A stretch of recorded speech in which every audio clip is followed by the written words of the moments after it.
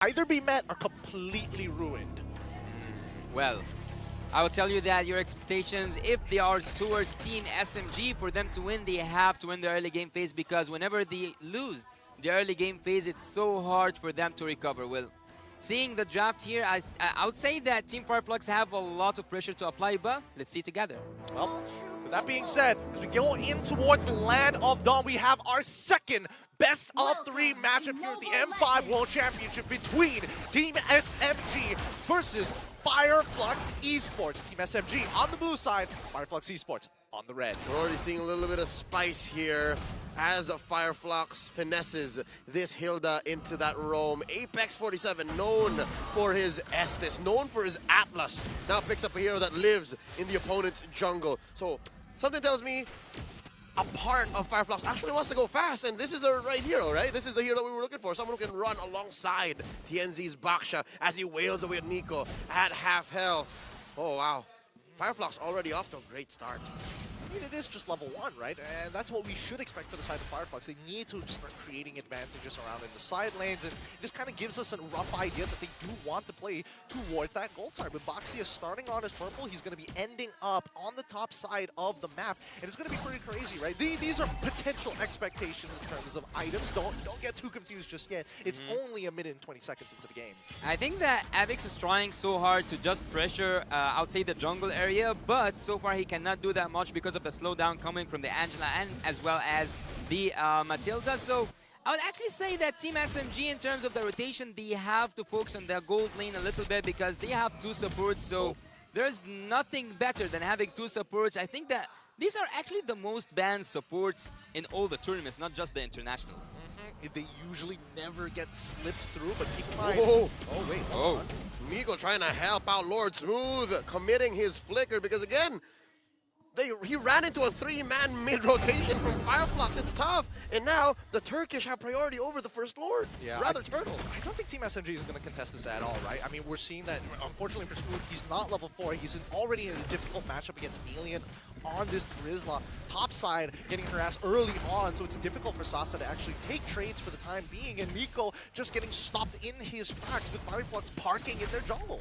Well, if you got to watch Team SMG, you will think that they are kind of robots, but in a good way, because whenever they win the early game, whenever they have that chance, they continue. Uh-oh, Alien here put down to 1/10 of his health. Tienzi to the rescue, keeping his XP laner alive. And just like that, Alien's back at it again. Let me get some heals here. Brave Smite doing its job. Stormy in mid does have the Hearth Guard, and it is off of cooldown. Didn't use it quite yet.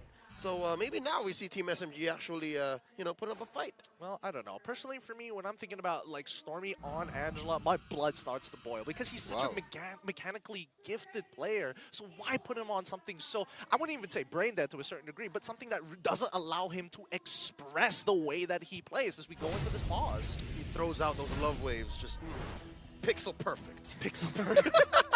I'm trying to help him out, man. I mean, it's got to be something. Like, the timing obviously is going to be good. But yes, Yasu, as you were wanting to mention earlier. Yeah, I was saying that Team SMG, whenever they control the early game, I think that this what makes them go into their own comfort zone. Well, Team SMG, when they control the early game, I think it's, I'm not going to say easy, but it's so hard to take it away from them. And for Team FLUX, they are used to have good trades. So far, I think they are playing, Team SMG are playing so passively, and I think they should actually, because they don't have that much of a front lane thing.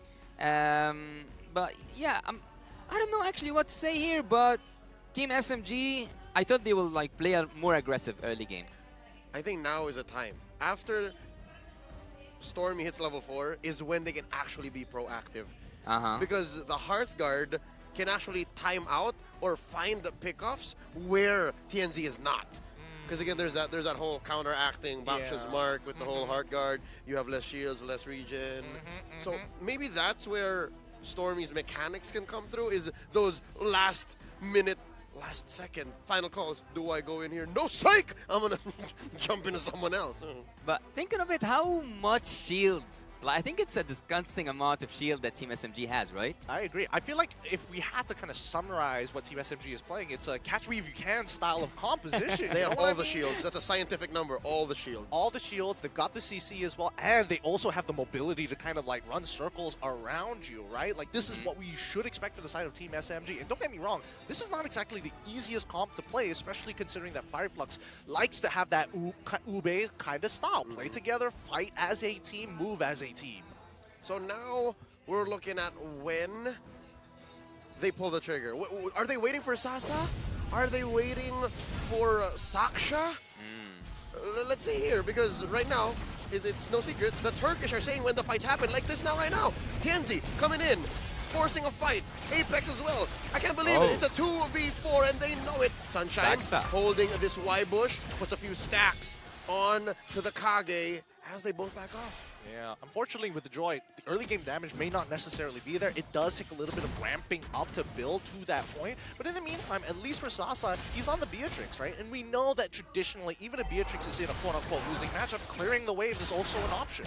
And I would actually also want to add one more point. There is a strategy called Protect the King, and that's by protecting the gold lane. I think that the gold lane at this moment for Team SMG, calling Sasa out here, should be served to the best, because you have two supports, one of the best, if not the best supports at the current meta. So whenever there's pressure on Team SMG at the top lane, I think they have to prioritize to save Sasa and make him farm even more. I think I agree with the sentiment there, especially with the micro rotations that are going on, sending him into the mid lane, picking up that wave, and then quickly rotating with the help of the guiding winds from Miko to get back top. There we go. Second turtle fight coming in. Circling Eagle. Tienzi still able to hit the retribution. And now Saksha regretting everything. Running on out. Miko with the guiding winds. Now Smooth still holding on to the final slash.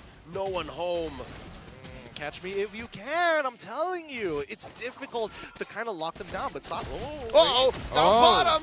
Sunshine barely gets away, but that was a close call for Sasa. Calling in Stormy for the Hearthguard, and the fight continues. Apex winning away at Miko as we tell the tale of Arlet. By getting near to that 5 minutes, we see that there's a switch lane that happens so fast, but what's also so fast is Saksa. Oh, still Apex. This man is relentless. Oh, interesting. That stat down bottom might as well tell the story of how Arlet might be, foiled by Trisla? Yeah. Because the stats look better. I mean, the stats definitely are going to look better Whoa. overall. Oh, Miko. He should be out of there, no problem, right? I mean, they're not going to dive this after they've used the Hearthguard. It's about the timeout in about, like, 4 seconds more. Yep, this is a stolen Hearthguard, by the way, from Rosa. And as early as 5 minutes, they're already pulling a Turkish Ube as Miko tries to defend Stormy's position. Apex commits the power of wildness. Apex deep in enemy territory as Tienzi rolls in like the Autobots, forcing another flicker from Miko. And now next Stormy on the docket, flickering on out, gets hit by the Poissons. And now Miko's up next. Sasa can't do much. In comes Smooth. Can he do anything? Dashes on through. Final slash. Serving up Genzi, but Sasa does not have the damage just yet. Sunshine pulls the trigger. Torn apart memory. Smooth folded in half. I think that Smooth came in a little bit late. He was so late for that team fight. But on the other side, you see that Team FLUX are utilizing, taking that turret down. I think the Team FLUX took more than what this team fight was offering. Yeah, I agree with that as well. And wait, this isn't a solo kill, right? He should be okay, right? Oh! The DPZ not going to be able to save him. You were saying? Yeah, I think that overall, the way that FLUX is playing, it's actually pretty smart, right? But keep in mind that Team SMG are quite accommodating. For an example, we did see Stormy kind of flicker in an awkward manner, but he really understands that it's more important to give that kill over to Tienzi than to give it over to someone like Sunshine. Look at this. After the turtle take, Team SMG looking to punish Apex. Not going to happen as he dashes on through the bushes using the Hilda's passive. It's tough. FLUX taking all the turtles, going 2K ahead here, 7 minutes in. Well, there's something that really irritates me about that, and they are and that's that Team SMG are focusing with Smooth more than they are focusing with Sasa. I think they believe that at least for Sasa, it's easier for him to clear these waves in comparison to Smooth, who's already not only having a bad matchup in that 1v1, but more so, his wave clear isn't as effective. Well, I would agree with you, but again, let's look at the in-game equipment here. We see that the Beatrix already got the Blade of Despair. On the other side, there's 2 items, though. Sunshine's actually doing really good. Oh, it looks like Team SMG might be looking for a play here. I wonder if they knew that Rosa was in the bush. Rosa, by the way, stole the Hearth Guard. And up top, this is odd. They planted Saksha there for about 2 minutes now. Smooth! Gonna get taken down. What's happening to SMG? This is what I was talking about, right? It's one of those moments where you want to see Team SMG kind of thrive, but it's really difficult with this style of comp, especially if FireFlux are going to be stuck so close together. Well, Team FireFlux are actually doing really good with that draft. I wasn't, at the beginning, at the first phase, I wasn't agreeing with the draft that Team FireFlux had, but by seeing everything, like by seeing all the teams pick up all their heroes and showing us the strategy, I think that Team FireFlux are actually nailing it. Yeah, Sue. Early in the draft, you were already not agreeing with the Turkish ube, and here they're showing you this is the Turkish ube. Oh, but is it? I think that the ube relies on the healing, though, right? It's delicious. I mean, they stole the heal. They did steal the Heart Guard, so they have that going for them. They did have that going for them, but at the very least, Tianzi, right, he's really taking advantage of his EXP lead. He keeps seeing Saxa hang around on the top side of the map, so he has been coming down to quickly tax him, put that brass tax on him. But there's something I really wonder about. When does SMG get more, let's say, aggressive? Because 3 turtles in, FireFlux takes them all, and even with that Lord, it's so hard for them to contest. I think it's a matter of a window. Team SMG is looking for a window. So far, they've been very passive. They've been taking trades, and it hasn't punished them as hard.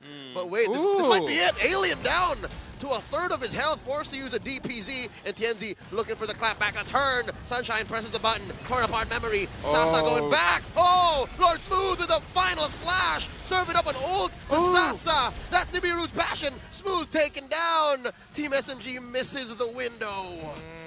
Anti-synergy once again, the final slash pushing them out of Bennett's rage. A little unfortunate there. I think they could have used it as zoning. Wait, here we go. Kenneth Fenelin finds Rosa in the back. And the Joy gets its first actual assassination in the back line there. Amazing. He's able to dash right through. The Sakshanatics go wild. Yeah, Saxa knows when to go in and how to go in. And by taking that kill, I think that this might be the first time that we see Team SMG actually fights. Yeah, I mean, they are looking to get into these fights, but it can be extremely difficult, right? Because I'm imagining them trying to chase down a kill, and then all of a sudden, you're seeing the Toys Poissons just get laid across the floor, and you're just taking damage for no reason. Oh, Miko's playing with fire. Oh, no. Kenzie answers back, and the rest of SMG were there. You were saying. Yeah, I think that at a moment's notice, things are going to change. But I think that Team SMG are only going to get proactive once we hit the later stages of the game. For the time being, I think FireFlux have full control.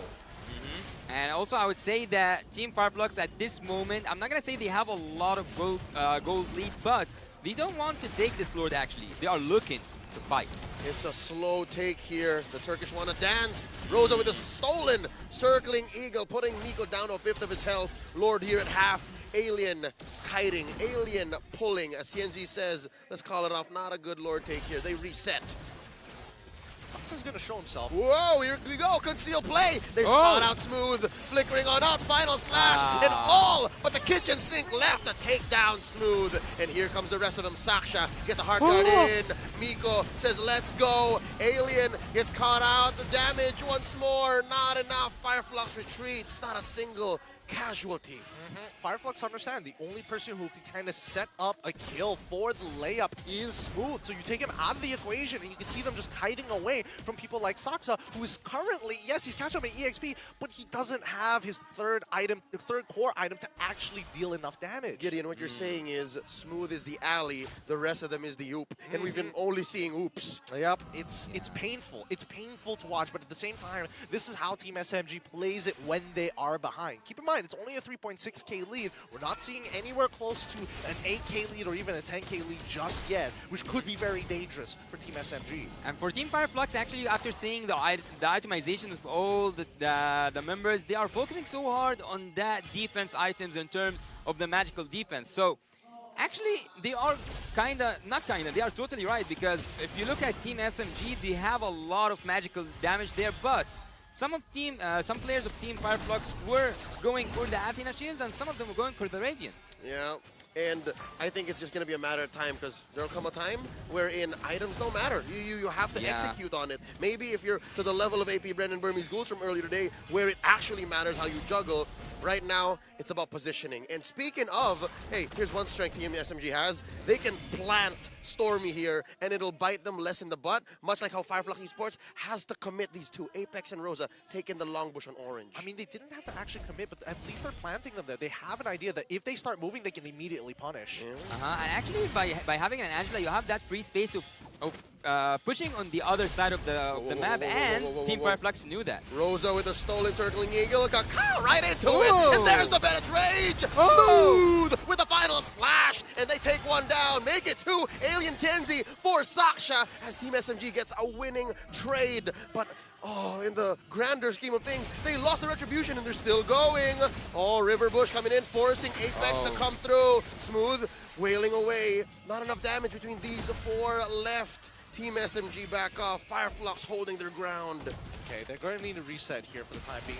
Maybe they can get him in turret. It could be difficult, but Rosa, just really nice play. He still doesn't even have to use his flicker. Again, Team SMG have missed the opportunity. Yes, they were able to get 2 kills, but now it's back to just wave management. As I told you before, Tennessee, I would actually like to call him the Soul Reaper. If you looked at his score, he's actually 6 out of 6 in terms of the kill. He's having 2 kills and 4 assists, as you can see, and he puts his final touches.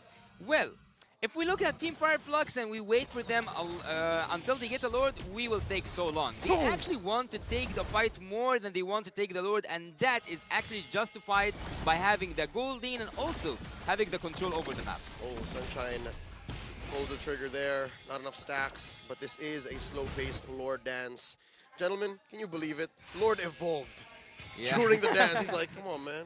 You guys gonna take me or not? Yeah, and I think that, at least for both of these teams, nobody really wants to be committing too hard on this Lord. Because again, the engage and counter engages coming in from both sides are actually pretty devastating. And I think, FLUX have learned their lesson. They don't want to give any more of a lead over to Team SMG, so Team SMG must take the initiative. And Pienzi spot smooth in that bush. Coming in with the final slash. It's Miko with his Wisps who actually take it down. Big win for Team SMG, but they do lose smooth along the way. FLUX doing damage control, backing off. Team SMG holding their ground here in mid. Tier 1 in jeopardy, gets taken down by the Turkish. As Saksha tries to look for the flank. In he goes, hard guard by Stormy, asking for the assist, and they back off. This is a perilous engage. Yeah, a messy team fight, followed by a mid lane turret, followed by a kill. And actually, the one who takes that Lord was the rumor, so both junglers better luck next time. And look at Team SMG. You will see that they did recover, and that's actually the opposite of what I said earlier on. Team SMG, when they lose the early game, they don't recover well. Well, now they are answering me. Yeah, I mean, they've been struggling to kind of set up this arm bar, really trying to pull it out of their hands to get them into that chokehold, but FLUX have been doing a really, really good job at kind of slowing it down. But now it's coming to a point where, wait, hold on. Miko gets folded in half. There's a trade though, the damage is real. Team SMG are obliging FLUX, welcoming them with open arms as Sasa is fully loaded.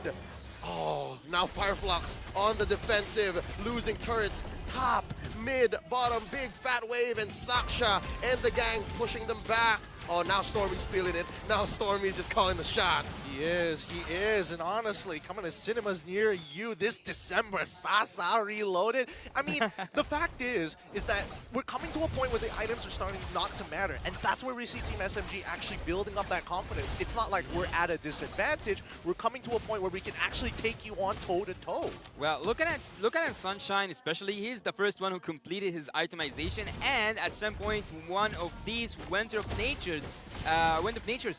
can be a game changer because both marksmen have it. And if you look at Team SMG, you will know that this is the person you want to take out. It's Sasa. He's the most dangerous. He is the most favorite, let's say, player at the team currently because he is getting the assistance from both Matilda and Angela. I mean, they're not gonna let him try out against FLUX Esports, right? I mean, he's the main source.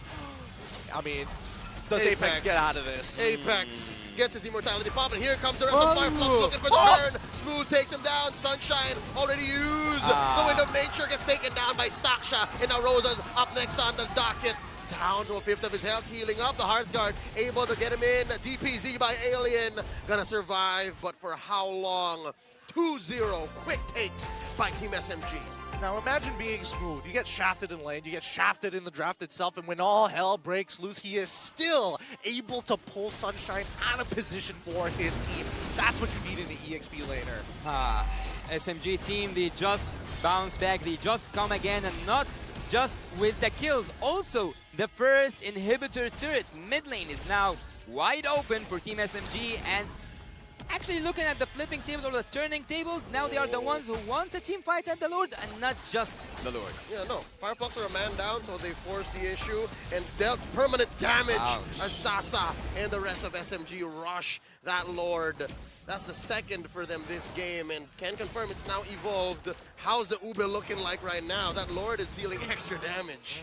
It's starting to be real difficult here, especially if Sunshine is always going to get thrown out of position. Keep in mind, it's not just about him. It's also Rosa as well, right? He needs to find correct ultimates, but Saksa can run both of these heroes down. So it's one of those push and pull situations, and right now the real-time win rate is looking heavily in the favor of Team SMG, despite the abysmal early game.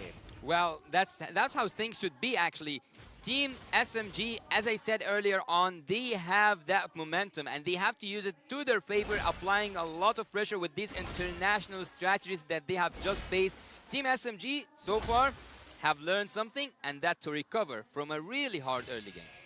They continue to grow. That's what I love to see. Here we go. Circling Eagle, answering back. Miko compromising. Epic positioning. That's a final slash from Lord Smooth. Sunshine down to a fifth of his health. Gonna get popped here before he even gets to use his ult. And now Sasa gets spotted out. Apex takes him out. 2 for 1 so far. FLUX winning the trade. This is our base.